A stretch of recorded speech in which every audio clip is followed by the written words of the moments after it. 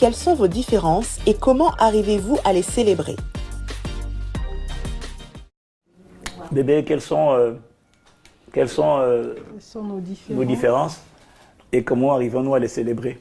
Moi, j'aurais poussé la question, je l'amènerais à pourquoi est-ce que chez vous, les conflits, parce que c'est vrai que les conflits chez nous, on les compte finalement. Hein. Et pourquoi est-ce qu'il y a si peu de conflits? Parce que pour un mariage durable et heureux, il faut qu'il n'y ait pas beaucoup de conflits. Parce que la vérité, c'est qu'on est différents. L'homme et la femme seront toujours différents.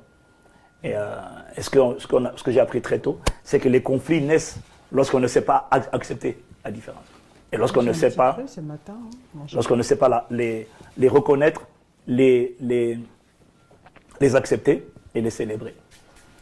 Alors c'est vrai moi j'ai appris très tôt quand même à ne pas vouloir. Au début je voulais, comme tous les jeunes mariés, je voulais rendre ma femme normale. C'est-à-dire la rendre comme moi. Hein. Et comme moi, je suis extraverti, je vais dire bonjour à tout le monde. Et c'est ça les erreurs en fait. Je voulais aussi que ma femme, à l'église, elle allait dire bonjour à tout le monde. Mais en fait, je voulais qu'elle soit comme moi. Et puis Dieu merci, un jour, elle a fait comprendre gentiment quand même qu'il y en a assez. Assez, c'est assez. Il faut que ça change. Il faut que j'accepte qu'elle n'est pas comme moi. Et le jour où j'ai accepté, j'ai arrêté d'essayer de la changer. Tu vois, parce qu'on est différents. On est différents. En fait, célébrer les différences, c'est essayer de voir comment on peut capitaliser sur ces différences et non pas essayer absolument d'échanger l'autre. Alors toi, c'était hors de question. Je savais que je ne pouvais pas t'échanger. Ça, c'était clair.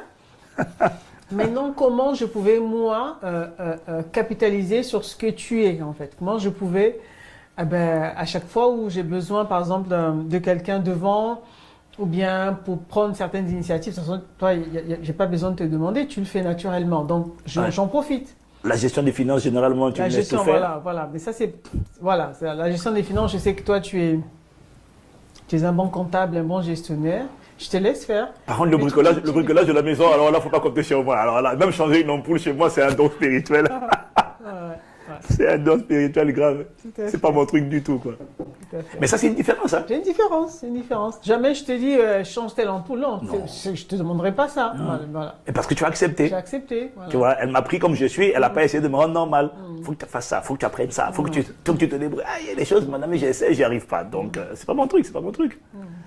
Donc, mais plus sérieusement, j'ai quand même envie d'insister quand même pour dire aux gens que ce qui aide à accepter la différence, pour moi, c'est toujours un peu l'histoire de l'amour à soi-même. Le mariage, c'est pas pour ceux qui veulent changer les autres. C'est pas pour ceux qui veulent recevoir de l'autre, c'est pour ceux qui veulent donner à l'autre. Et pour moi, en fait, pour moi, c'était pas compliqué. Dès lors que j'ai accepté, j'ai compris, parce que j'ai réalisé que quand tu essayes, chaque fois que j'ai essayé de te faire devenir comme j'étais, comme il me semblait que tu devais être, à chaque fois ça t'a agacé. Oui. Et j'ai vu que ça t'énervait, et en fait c'est vice versa, quoi. Avez-vous un exemple de situation dans laquelle vous avez voulu changer l'autre? Le fait, par exemple, alors tu disais de saluer tout le monde à l'église.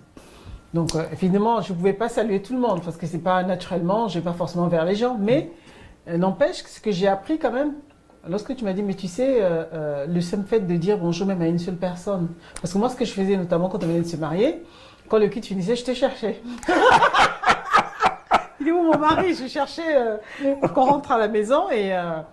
terrible. Voilà, et à chaque fois, tu es toujours avec les gens, en train de parler, d'échanger et tout. Alors, je ne comprenais pas, j'étais là debout, j'attendais. Je dis, mais tu sais, il y a du monde là, tu peux saluer les gens et tout. Alors, au départ, j'avais mal pris, je ne comprenais pas, mais pourquoi? Enfin, c'est normal que je vais vers mon mari. Mais au fur et à mesure, et notamment quand tu as pris le temps de m'expliquer, effectivement, tu sais, quand les gens viennent à l'église, ça peut être à l'église, ça peut être ailleurs, tu ne sais pas quels sont les besoins qu'ils peuvent avoir, le simple fait de saluer quelqu'un ou de t'intéresser à une personne, voilà. Là, tu n'as pas essayé de m'échanger, mais justement, tu m'as montré comment ça t'a ouvert les yeux. Ça m'a ouvert les yeux, voilà. Sur un monde qui est plus large que...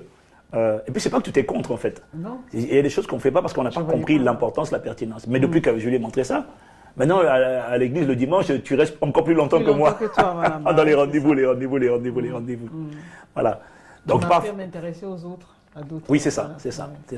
mais sans pour autant devenir comme moi pour autant. Tout à fait. Tu vois, tu vas pas aller serrer les mains de tout le monde. Chacun, on est différent en fait. On est différent.